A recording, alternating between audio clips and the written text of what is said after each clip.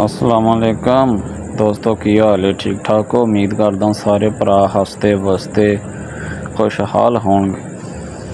ते दोस्तों, आपां बड़े बड़े सिंगर सुने ने ते बड़े बड़े अवार्ड मिले, बच्चों नूं मिले, जवानों नूं मिले, जिन्हां ने गाने गाए उन्हां नूं अवार्ड मिले और बड़े बड़े तगड़े अवार्ड मिले। लेकिन अज मैं जो तुहानूं नाम दस्सण लगा ना, ਉਹਨੂੰ अवार्ड जोड़ा ना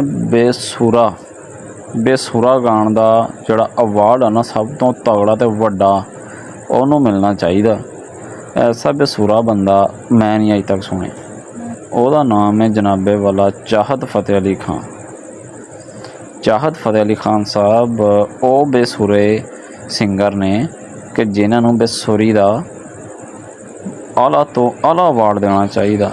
ठीक है, क्योंकि उन्होंने आवाज़ जो करते हैं ना,